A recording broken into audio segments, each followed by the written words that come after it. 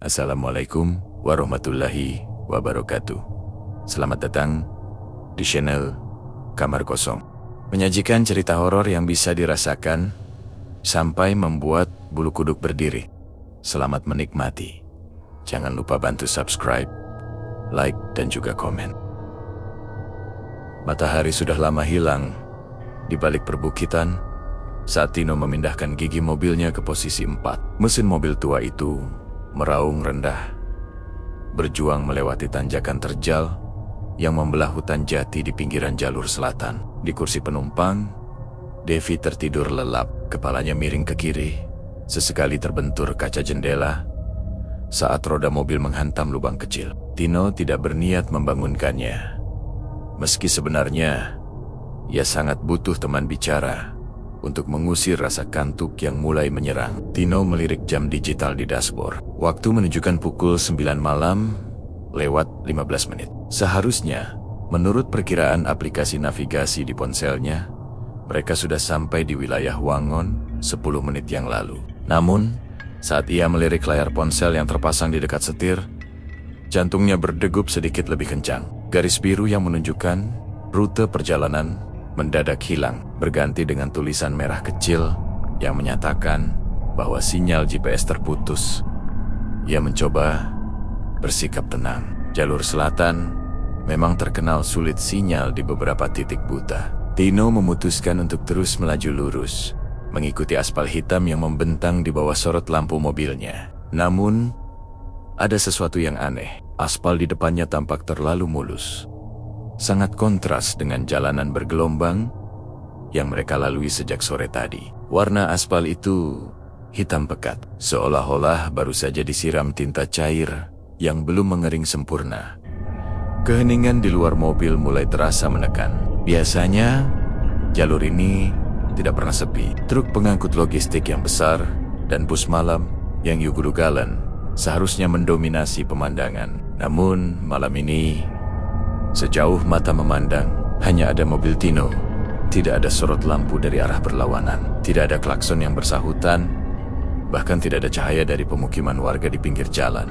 Yang ada hanyalah deretan pohon jati raksasa yang dahan-dahannya melengkung ke tengah jalan, membentuk terowongan alami yang menyesakkan.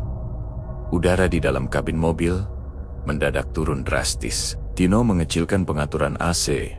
Namun, rasa dingin itu tetap menembus jaket tebal yang ia kenakan. Dingin ini terasa berbeda. Bukan seperti suhu rendah biasa, melainkan dingin yang lembab dan berbau tanah basah. Ia mencoba menyalakan radio untuk memecah kesunyian. Namun yang keluar hanyalah suara statis yang berderit nyaring, disusul oleh suara bisikan samar yang tidak bisa ia mengerti artinya.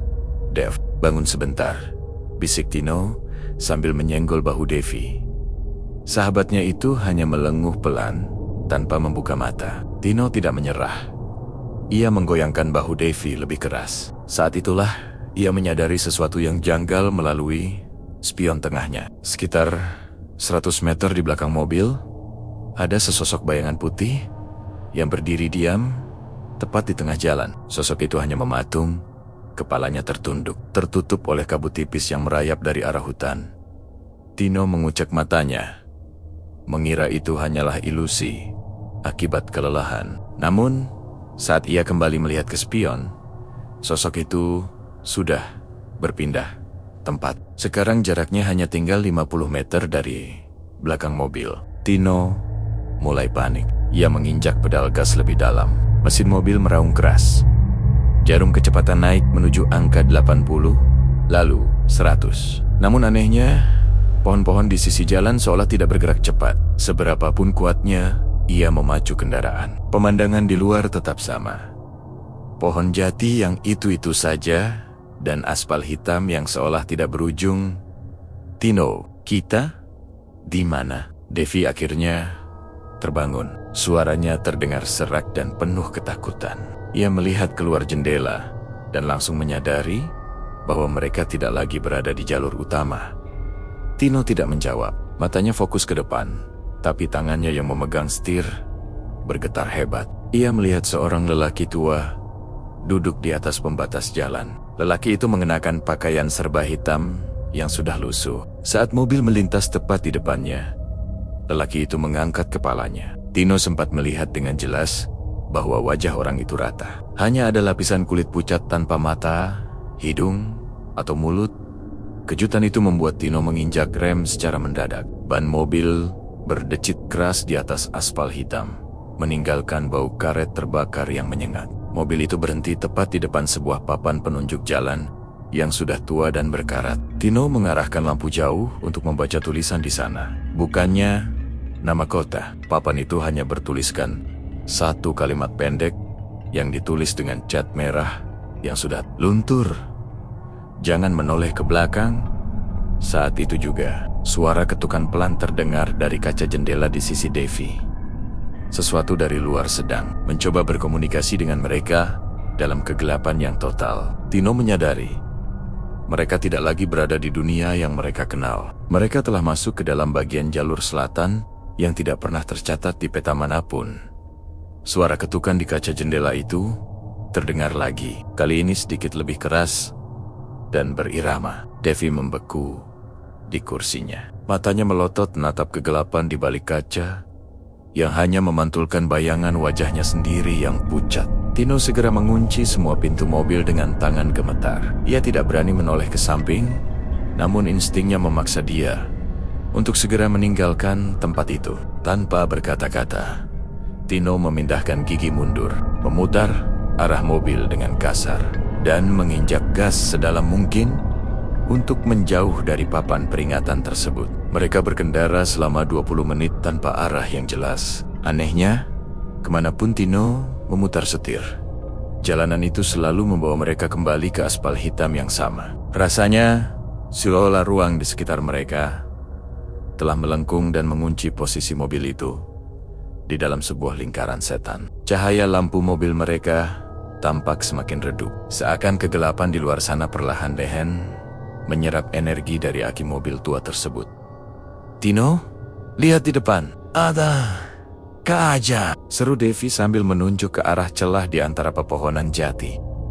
Di ujung jalan yang menurun, tampak kerlip lampu kekuningan yang berasal dari deretan bangunan. Harapan muncul di hati Tino. Ia mengira itu adalah rest area atau pemukiman warga yang bisa memberikan bantuan. Namun, saat mobil perlahan memasuki wilayah tersebut, rasa lega itu berganti dengan ketidaknyamanan yang mendalam. Mereka sampai di sebuah perkampungan yang tampak sangat kuno. Bangunan-bangunan di sana bergaya kolonial Belanda dengan pilar-pilar besar dan jendela kaca tinggi yang kusam. Tidak ada satupun kabel listrik yang terlihat di sepanjang jalan. Namun lampu-lampu jalan di sana menyala dengan nyala api yang bergoyang pelan di dalam wadah kaca. Tino memperlambat laju kendaraan. Suasana desa itu sangat sunyi. Bahkan suara mesin mobilnya terdengar sangat berisik di tengah kesunyian yang tidak alami tersebut. Mereka melewati sebuah bangunan yang tampak seperti balai desa. Di terasnya, seorang lelaki tua duduk sendirian di atas kursi rotan. Pakaiannya berupa batik coklat gelap yang sudah pudar warnanya. Lelaki itu hanya diam, menatap ke arah depan dengan pandangan kosong. Tanya saja, "Tin, kita butuh bensin dan arah jalan keluar," bisik Devi. Meski ragu, Tino akhirnya menghentikan mobil tepat di depan rumah tersebut. Ia menurunkan kaca jendela hanya beberapa sentimeter, cukup untuk suaranya terdengar keluar. "Permisi Pak, maaf mengganggu malam-malam. Saya mau tanya, jalan menuju Yogyakarta lewat mana ya? Dan apakah ada pom bensin di sekitar sini?" Tanya Tino dengan nada bicara yang dijaga agar tetap sopan. Lelaki tua itu tidak segera merespons. Ia menggerakkan kepalanya secara perlahan, seolah-olah sendi lehernya sudah berkarat selama puluhan tahun. Saat wajahnya terpapar sedikit cahaya lampu mobil, Tino dan Devi serentak menahan napas. Lelaki itu tidak memiliki bola mata, hanya ada lubang hitam pekat di sana. Kulit wajahnya tampak seperti kertas kering yang siap sobek kapan saja. Bukannya menjawab, lelaki itu justru mengangkat jari telunjuknya yang kurus dan panjang, menunjuk ke arah sebuah jalan setapak yang menanjak ke arah perbukitan gelap di ujung desa. "Jangan lewat jalan aspal. Lewat sana kalau mau pulang." Suara lelaki itu keluar Seperti desisan angin yang melewati celah pintu, Tino tidak menunggu lebih lama lagi. Ia segera menaikkan kaca jendela dan memacu mobilnya pergi. Namun, pemandangan di spion tengah membuat Devi menjerit tertahan. Di sepanjang jalan desa yang tadi mereka lalui, pintu-pintu rumah kayu mulai terbuka satu persatu. Puluhan orang keluar dari dalam rumah tanpa suara. Mereka semua berdiri di pinggir jalan, memakai pakaian zaman dahulu, dan semuanya melakukan gerakan yang sama, menunjuk ke arah mobil Tino. Dengan jari-jari mereka yang panjang, yang lebih mengerikan, Tino menyadari bahwa mereka melewati rumah lelaki tua itu berkali-kali. Setiap kali ia memacu mobil lurus ke depan, dalam hitungan menit, mereka akan kembali melewati teras tempat lelaki tak bermata itu duduk. Desa ini adalah sebuah labirin yang hidup. Ruang dan waktu di tempat ini tidak berjalan seperti yang mereka pahami di dunia luar. Kita terjebak, Tin. Kita berputar-putar di tempat yang sama, teriak Devi mulai histeris. Ia mulai memukal-mukal dashboard mobil. Karena frustrasi, Tino mencoba tetap fokus meski keringat dingin sudah membanjiri punggungnya. Ia melihat jarum bensin yang sudah berada di garis merah paling bawah. Mesin mobil mulai mengeluarkan suara tersedak, pertanda bahwa bahan bakar mereka benar-benar akan habis. Di saat yang bersamaan, kabut tebal berwarna merah mulai turun dari langit, menutupi seluruh pandangan mereka. Di tengah kabut itu, sebuah bangunan joglo besar muncul tepat di tengah jalan, memaksa Tino untuk menginjak rem dengan keras. Mobil itu akhirnya mati total, menyisakan mereka berdua dalam kegelapan desa yang tak ada di peta tersebut.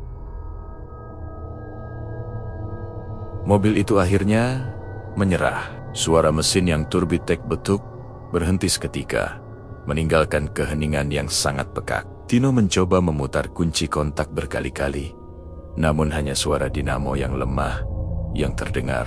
Di depan mereka, rumah joglo besar itu berdiri dengan gagah sekaligus mengancam. Pintunya yang terbuat dari kayu jati berukir terbuka lebar, seolah-olah memang sedang menunggu kedatangan mereka berdua. Tino Hangan keluar. "Aku mohon, jangan keluar dari mobil," bisik Devi sambil memeluk tasnya erat-erat. Tubuhnya gemetar hebat. Matanya terus menatap ke arah kegelapan di balik pintu joglo tersebut. "Kita tidak punya pilihan, Dev. Di sini dingin sekali dan bensin kita habis. Kita tidak bisa diam saja di dalam mobil sampai pagi. Kalau pagi memang benar-benar akan datang di tempat ini," jawab Tino dengan suara yang berusaha ia tegapkan. Meski sebenarnya ia pun merasa sangat ketakutan, udara di dalam kabin mobil memang terasa semakin menipis dan membekukan. Akhirnya, dengan sangat hati-hati, Tino membuka pintu mobil. Suara engsel pintu yang berderit terdengar sangat nyaring di tengah kesunyian desa itu. Saat mereka menginjakan kaki di tanah, bau harum bunga melati yang sangat kuat menusuk hidung. Namun di bawah aroma wangi itu, ada bau amis yang sangat menyengat seperti daging yang sudah lama membusuk. Mereka melangkah perlahan menuju teras joglo. Begitu kaki mereka melewati ambang pintu, suasana di dalam rumah itu berubah secara drastis. Ruangan yang luas itu diterangi oleh puluhan lilin merah yang berjejer di sepanjang dinding. Di tengah ruangan terdapat sebuah meja panjang yang terbuat dari kayu hitam yang mengilap. Di atas meja tersebut tersaji berbagai macam hidangan mewah yang masih mengepulkan uap panas. Ada nasi kuning, ayam goreng, hingga buah-buahan segar yang terlihat sangat menggugah selera karena rasa lapar yang sangat hebat akibat perjalanan panjang. Devi sempat menjulurkan tangannya ke arah meja. Namun, Tino segera menarik tangan sahabatnya itu. "Tunggu dulu, Dev. Lihat lebih teliti," bisik Tino saat mereka memperhatikan hidangan itu dengan saksama di bawah cahaya lilin. Pemandangan itu berubah mengerikan. Nasi kuning yang mereka lihat ternyata adalah tumpukan alat-alat putih yang menggeliat pelan. Ayam goreng yang terlihat lezat itu sebenarnya adalah potongan daging mentah yang sudah mulai membiru dan penuh dengan belatung. Air di dalam kendi kayu tidak berisi air putih, melainkan cairan merah kental yang berbau karat darah. Tiba-tiba, suara pintu besar di belakang mereka tertutup dengan dentuman keras yang menggetarkan lantai. Angin kencang berhembus di dalam ruangan, memadamkan hampir semua lilin, dan hanya menyisakan sedikit cahaya redup. Dari kegelapan di sudut ruangan, terdengar suara gesekan kain di atas lantai kayu. Sesosok wanita dengan gaun merah yang sudah usang dan robek di beberapa bagian muncul dari balik pilar besar. Wanita itu memiliki rambut hitam yang sangat panjang hingga menyentuh lantai. Saat ia mendongak, Devi menjerit histeris hingga jatuh terduduk. Wajah wanita itu hancur. Sebelah kulitnya terkelupas, memperlihatkan tulang rahang yang putih. Sementara matanya yang sebelah kiri hanya berupa lubang kosong yang terus mengeluarkan cairan hitam. "Kalian tamu yang terlambat," desis wanita itu. Suaranya terdengar seperti gabungan dari banyak suara orang yang sedang menangis. "Jalur selatan sudah lama tidak diberi makan. Kalian adalah pengganti dari Nayowa yang gagal diambil 10 tahun yang lalu." Wanita itu melayang mendekat. Setiap kali ia bergerak, suhu di sekeliling Tino dan Devi terasa semakin membeku. Tino mencoba mencari sesuatu untuk membela diri, namun tangannya terasa kaku, seperti membatu. Di saat yang sama, dari balik bayangan di dinding, muncul puluhan sosok hitam dengan tubuh yang kurus, kering, dan mata yang menyala merah. Mereka merayap di langit-langit dan dinding, mengepung Tino dan Devi dengan tawa yang melengking rendah. "Jangan ambil kami," teriak Tino sambil mencoba berdiri di depan Devi untuk melindunginya. Wanita bergaun merah itu berhenti hanya beberapa sentimeter di depan wajah Tino. Ia menghirup udara di depan wajah Tino, seolah sedang menikmati rasa takut yang keluar dari tubuh pria itu. "Upeti harus dibayar. Jalan ini dibangun di atas tulang dan darah. Dan malam ini, aspal akan kembali menjadi merah karena kalian." Tangan wanita itu yang pucat dan berkuku tajam mulai terangkat, mengarah tepat ke leher Tino. Inilah puncak dari segala ketakutan mereka, di mana tidak ada lagi tempat untuk lari. Dan maut tampak sudah berdiri tepat di depan mata. Cengkeraman dingin mulai terasa di leher Tino. Tangan wanita bergaun merah itu tidak hanya terasa seperti es, tetapi juga sekeras besi. Tino terbatuk, wajahnya mulai membiru karena pasokan udara yang terputus. Di bawahnya, Devi berteriak sambil memukul-mukul kaki wanita itu. Namun tangannya seolah hanya menembus asap tebal yang dingin. Makhluk-makhluk hitam yang merayap di dinding mulai turun, mendekat dengan gerakan patah-patah, siap untuk berpesta di atas penderitaan mereka. Dalam sisa kesadarannya yang mulai memudar, mata Tino menangkap kilatan logam di bawah meja perjamuan yang menjijikkan itu. Sebuah keris tanpa sarung tergeletak di antara tumpukan tanah kuburan dan ulat yang berserakan. Dengan sisa tenaga yang ada, Tino menyentakkan kakinya dan menjatuhkan diri ke arah meja. Ia berhasil meraih gagang keris tersebut. Begitu jemarinya menyentuh logam dingin itu, sebuah energi panas yang menyengat menjalar ke seluruh lengannya, memberi kekuatan baru yang mendadak. Tino menghujamkan keris itu ke arah lengan wanita bergaun merah tersebut. Pekikan yang sangat melengking, jauh lebih nyaring dari suara mesin yang rusak, memenuhi ruangan. Wanita itu terlempar mundur. Tubuhnya berasap seolah terkena siraman air keras. Luka di lengannya mengeluarkan cairan hitam pekat yang berbau busuk. "Lari, Dev, sekarang!" teriak Tino sambil menarik paksa tangan Devi. Mereka berlari menuju pintu besar yang sebelumnya tertutup rapat. Tino menghantamkan bahunya ke pintu itu, namun tidak bergema sedikit pun. Di belakang mereka, wanita itu mulai berubah wujud. Tubuhnya memanjang, rambutnya bergerak jeroh seperti ular, dan wajah hancurnya kini benar-benar hanya menyisakan tengkorak yang menyeringai. Tino teringat ucapan kakeknya dulu tentang hukum pertukaran di alam gaib. Segala sesuatu yang diambil harus diganti. Dan jalur keramat ini tidak akan membiarkan mangsanya pergi tanpa jaminan. Ia melihat ke arah jarinya, di mana sebuah cincin emas bermata batu merah delima melingkar cincin warisan ayahnya yang selalu ia bawa sebagai jimat keberuntungan. "Kau ingin upeti? Ambil ini!" teriak Tino dengan suara menggelegar. Ia melepaskan cincin itu dan melemparkannya ke arah wanita bergaun merah tersebut. Cincin itu bersinar terang saat melayang di udara. Begitu wanita itu menangkapnya, seluruh rumah joglo itu bergetar hebat, seolah diguncang gempa bumi berskala besar. Dinding-dinding kayu mulai retak dan runtuh menjadi abu. Lilin-lilin merah padam sekaligus. Dalam sekejap, kegelapan total menyelimuti mereka. Tiba-tiba, Tino dan Devi merasa tubuh mereka terhisap ke dalam pusaran angin yang sangat kencang. Suara tawa wanita itu berubah menjadi isak tangis yang memilukan, lalu hilang, digantikan oleh suara gemerisik daun jati yang tertiup angin malam. Saat Tino membuka mata, ia menyadari bahwa mereka tidak lagi berada di dalam rumah joglo. Mereka kembali berada di dalam mobil. Namun, posisinya sangat mengerikan. Ban depan mobil mereka sudah menggantung di bibir jurang yang sangat curam. Hanya tinggal beberapa sentimeter lagi, maka mobil itu akan terjun bebas ke dasar hutan yang gelap di bawah sana. Tino segera menarik rem tangan dengan tenaga penuh. Jantungnya berdegup sangat kencang hingga terasa sakit di dadanya. Di atas kap mobil, wanita bergaun merah itu masih berdiri, menatap mereka melalui kaca depan yang mulai retak seribu. Namun, wajahnya tidak lagi marah. Ia menggenggam cincin emas milik Tino dan perlahan-lahan menghilang menjadi kabut putih.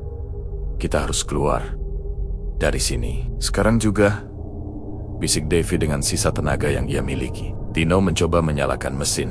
Kali ini, mesin itu menderu hidup pada percobaan pertama. Sioluyalah hambatan gaib yang mengunci mereka tadi telah dicabut. Tino segera memundurkan mobil menjauh dari bibir jurang, memacu kendaraannya menjauhi kawasan hutan jati itu tanpa berani melirik lagi ke belakang. Cahaya lampu neon yang terang benderang menghantam mata Tino dengan kasar. Ia mengerjap berkali-kali, berusaha menyesuaikan penglihatannya yang masih dipenuhi bayangan hitam dari hutan jati tadi. Suara bising knalpot motor dan deru mesin bus malam perlahan mulai terdengar masuk ke dalam telinganya. Tino menyadari bahwa ia sedang menepi di sebuah bahu jalan yang cukup luas. Tepat di samping sebuah warung kopi sederhana yang masih buka.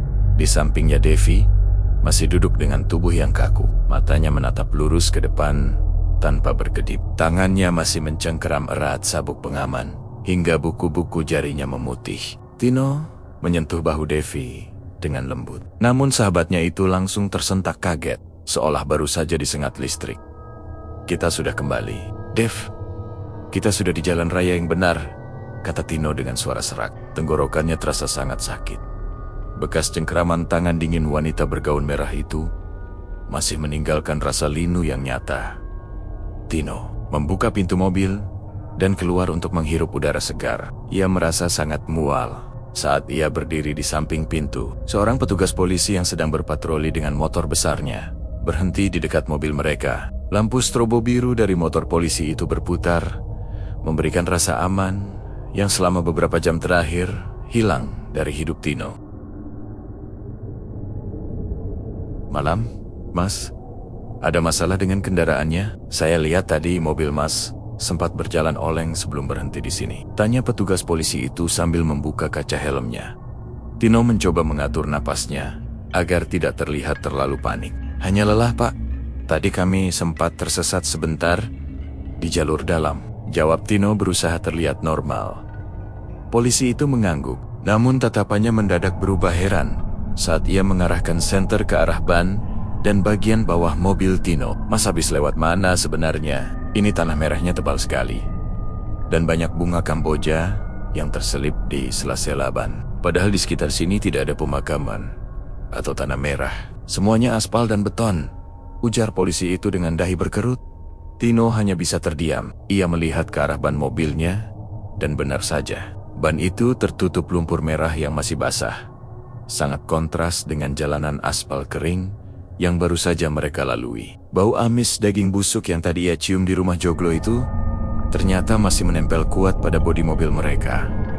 Mungkin tadi lewat jalan pintas yang salah. Pak, sahut Tino pendek. Ia tidak ingin memperpanjang percakapan karena ia tahu polisi itu tidak akan pernah percaya dengan cerita yang sebenarnya Setelah polisi itu pergi, Tino kembali masuk ke dalam mobil. Ia bermaksud mengambil botol air minum di laci dashboard. Namun, saat ia membuka laci tersebut, ia menemukan sesuatu yang membuat jantungnya kembali berdegup kencang. Di dalam laci, yang seharusnya hanya berisi buku manual mobil dan tisu, terdapat segenggam tanah merah yang masih basah dan sebuah kelopak bunga Kamboja yang layu. Yang lebih mengerikan adalah saat ia melihat ke arah cermin spion tengah. Selama beberapa detik, ia melihat bayangan dirinya sendiri di cermin. Namun di kursi belakang, tampak sesosok wanita bergaun merah duduk dengan tenang. Wanita itu tidak lagi menyerang. Ia hanya diam sambil memegang cincin emas milik Tino yang tadi ia berikan. Bayangan itu hilang saat Tino berkedip. Namun, bekas dingin di tengkuknya membuktikan bahwa pertemuan mereka bukan sekadar mimpi buruk yang bisa dilupakan begitu saja. Tino segera menyalakan mesin mobil dan kembali memacu kendaraannya. Ia tidak peduli lagi dengan rasa kantuk. Ia hanya ingin segera sampai di tempat yang ramai, di mana cahaya lampu jalan tidak pernah padam. Namun, sepanjang perjalanan sisa malam itu, Devi tetap tidak mengeluarkan suara. Ia hanya menunduk sambil terus memandangi telapak tangannya yang kini memiliki noda kehitaman, seperti bekas luka bakar, seolah-olah sesuatu dari dunia sana telah menandainya sebagai milik mereka. 1 minggu telah berlalu sejak malam yang mengerikan itu. Tino dan Devi sudah berada di rumah masing-masing, kembali ke rutinitas pekerjaan di tengah hiruk-pikuk kota yang bising. Namun, kenyataan tidak lagi terasa sama. Bagi Tino, setiap kali ia memejamkan mata, ia tidak melihat kegelapan yang damai, melainkan aspal hitam legam yang basah dan deretan pohon jati yang seolah bergerak mendekat untuk menghimpitnya.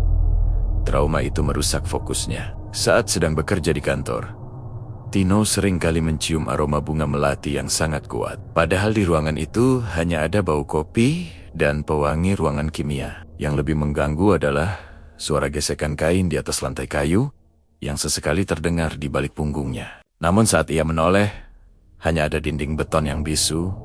Devi mengalami kondisi yang lebih buruk. Ia menjadi sangat takut pada kegelapan dan menolak untuk menyentuh setir mobil. Noda kehitaman di telapak tangannya tidak kunjung hilang, meski sudah dicuci dengan berbagai macam sabun. Noda itu justru semakin jelas, membentuk pola yang menyerupai akar pohon tua yang merambat. Devi sering menelepon Tino di tengah malam, menangis karena merasa mendengar suara wanita yang berbisik di telinganya, menanyakan kapan mereka akan kembali berkunjung ke rumah itu.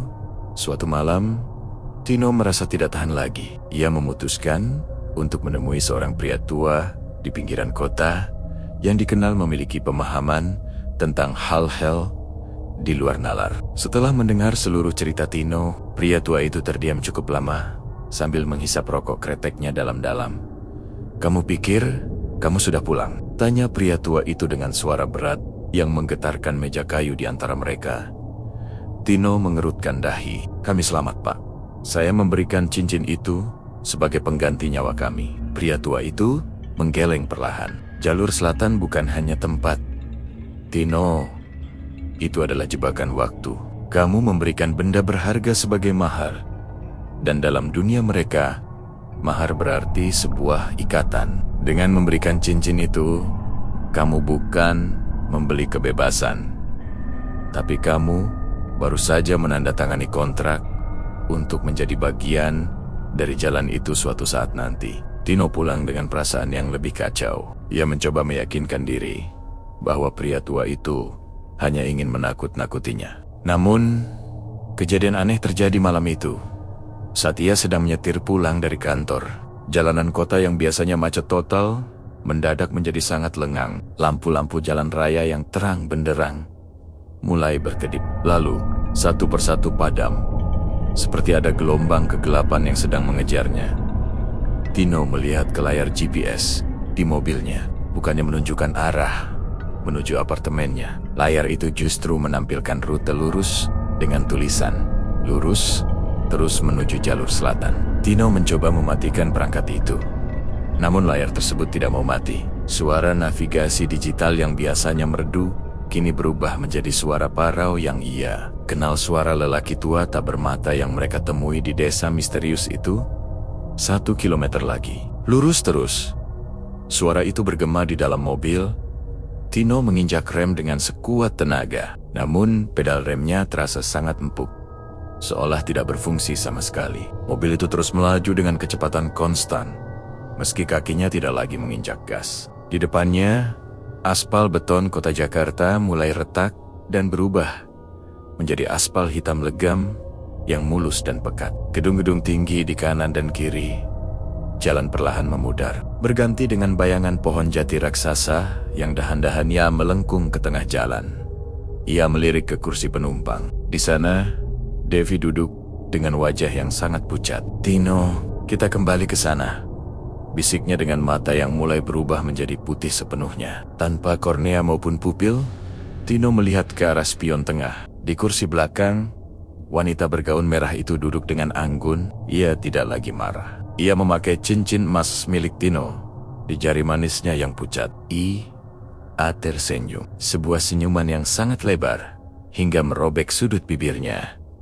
Mobil itu terus melaju, memasuki kabut merah yang tebal. Tino menyadari satu hal yang paling mengerikan. Mereka tidak pernah benar-benar keluar dari jalur selatan. Segala kehidupan normal yang mereka jalani selama 1 minggu terakhir hanyalah ilusi. Sebuah mimpi indah yang diberikan oleh penunggu jalan itu, agar mangsanya merasa tenang sebelum benar-benar ditarik masuk selamanya. Di kejauhan, pintu rumah joglo itu kembali terbuka lebar. Kali ini tidak ada lagi jalan untuk memutar balik.